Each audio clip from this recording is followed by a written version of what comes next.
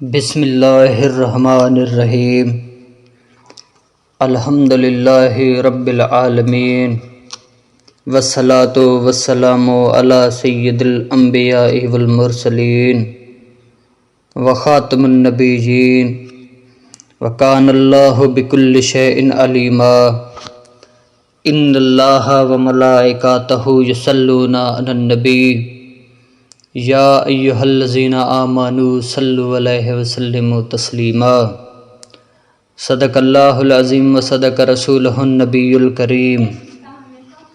احباب سوکار، نبی پاک رحمت دو جہاں کے صحابہ حضرت عثمان غنی رضی اللہ تعالی عنہ کا ذکر ہے اور موضوع ہے۔ یہ وہ ہستی ہے جو ہمارے پیارے نبی حضرت محمد صلی اللہ علیہ وسلم کے صحابہ ہیں اور ہمارے سر کے تاج ہیں۔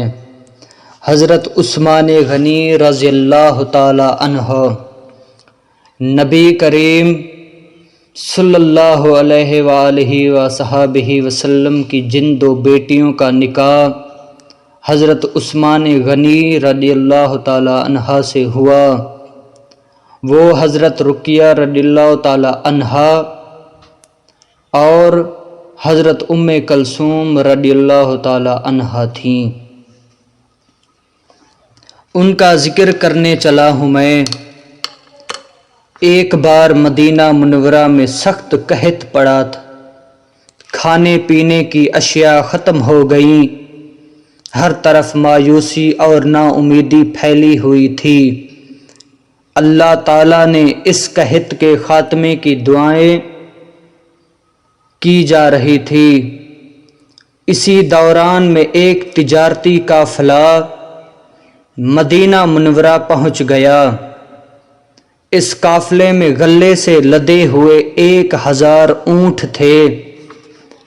مدینے کے تاجروں کو پتہ چلا تو وہ دوڑے دوڑے آئے، وہ اس غلے کو خریدنا چاہتے تھے تاکہ موقع سے فائدہ اٹھا کر زیادہ قیمت پر فروخت کر سکیں۔ انہوں نے غلے کے مالک کو دگنی قیمت کی پیشکش کی، لیکن وہ راضی نہ ہوا۔ تاجروں نے قیمت میں مزید اضافہ کر دیا، لیکن غلے کے مالک نے پھر کہا مجھے اس سے زیادہ نفع مل رہا ہے۔ تاجروں نے حیرت سے پوچھا وہ کون ہے جو آپ کو اتنا زیادہ نفع دے رہا ہے؟ اس نے جواب دیا میرا اللہ تعالیٰ ایک کے بدلے 10 گنا دیتا ہے۔ یہ کہہ کر اس نے وہ غلہ لوگوں میں مفت بانٹ دیا۔ مدینہ منورہ سے قحط دور ہو گیا اور لوگ خوشحال ہو گئے۔ یہ عظیم انسان نبی کریم کے صحابی اور مسلمانوں کے تیسرے خلیفہ حضرت عثمان غنی تھے۔ حضرت عثمان غنی مکہ مکرمہ میں پیدا ہوئے۔ آپ کا تعلق قبیلہ قریش کی ایک شاخ بنو امیہ سے ہے۔ ان دنوں عرب میں لکھنے پڑھنے کا رواج بہت کم تھا۔ آپ کے والدین نے آپ کو پڑھایا لکھایا اور اچھی تربیت کی۔ جوان ہونے کے بعد حضرت عثمان غنی نے غلے اور کپڑے کی تجارت شروع کر دی۔ آپ سچے اور دیانتدار تاجر تھے، اس لیے بہت جلد مالدار ہو گئے۔ آپ اپنی آمدنی کا زیادہ تر حصہ بھلائی اور نیکی کے کاموں میں خرچ کرتے تھے۔ حضرت عثمان کی سخاوت، نیکیوں اور اچھی عادات کی وجہ سے چھوٹے بڑے سب آپ کی عزت کرتے تھے۔ حضرت عثمان نے اپنے دور خلافت میں بھی بہت سے قابل ذکر کام کیے، جسے آپ نے کوفہ میں مسلمانوں کے لیے عظیم الشان قاضی مقرر کیے، خانہ کعبہ کے ارد گرد کے مکانات خرید کر حرم شریف کو کھلا کروایا، مسجد نبوی کو توسیع کروائی، مسجدوں میں مؤذنوں کی تنخواہیں مقرر کیں اور وہاں خوشبوئیں جلانے کو رواج دیا۔ ان کاموں کے علاوہ عام لوگوں کی بھلائی کے لیے بھی بے شمار کام کیے۔ نبوت کے 13ویں برس مسلمان مکہ مکرمہ سے ہجرت کر کے مدینہ منورہ پہنچے تو مدینہ منورہ میں انہیں پانی کے مسئلے کا سامنا کرنا پڑا۔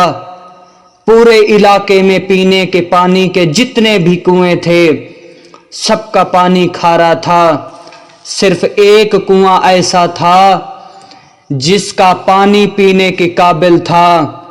اس کا مالک ایک یہودی تھا جو مسلمان کو بہت مہنگے داموں پانی فروخت کرتا تھا۔ مسلمانوں نے اس بات کی شکایت نبی کریم سے کی، سب صحابہ کرام اکٹھے ہو گئے تو آپ نے فرمایا، کون ہے جو اس کنویں کو خریدے گا؟ کون ہے جو اس کنویں کو خرید کر مسلمانوں کے لیے وقف کر دے؟ ایسا کرنے پر اللہ تعالیٰ سے جنت میں ایک چشمہ عطا کرے گا۔ یہ سن کر حضرت عثمان غنی نے وہ کنواں اس یہودی سے خرید کر مسلمان کے لیے وقف کر دیا۔ نبی کریم کی ایک صاحبزادی حضرت رقیہ کی شادی حضرت عثمان غنی سے ہوئی۔ ان کی وفات کے بعد آپ کی دوسری صاحبزادی حضرت ام کلثوم کا نکاح بھی آپ کے ساتھ ہوا، اس لیے آپ رضی اللہ تعالی عنہ کو ذوالنورین بھی کہا جاتا ہے۔ ذوالنورین کے معنی ہے دو نور والا۔ اللہ تعالیٰ نے قرآن مجید میں نبی کریم کے ساتھیوں کو جنتی قرار دیا ہے۔ آپ کے 10 ساتھی ایسے بھی ہیں جن کو آپ نے خود جنت کی خوشخبری دی۔ آپ صلی اللہ علیہ وسلم نے خود جنت کی خوشخبری دی، انہیں عشرۃ المبشرہ کہتے ہیں۔ حضرت عثمان غنی 10 صحابہ کرام میں شامل ہیں۔ آپ کی خلافت کا دور تقریباً 12 برس پر مشتمل ہے۔ آپ نے 82 برس کی عمر میں انتقال فرمایا۔ آپ کی قبر مبارک جنت البقیع میں واقع ہے۔ حضرت عثمان غنی خوب سخاوت کیا کرتے تھے۔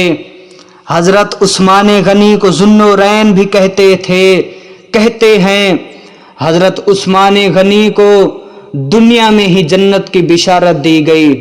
وآخر دعوانا ان الحمد للہ رب العالمین وما ارسلناک الا رحمۃ للعالمین۔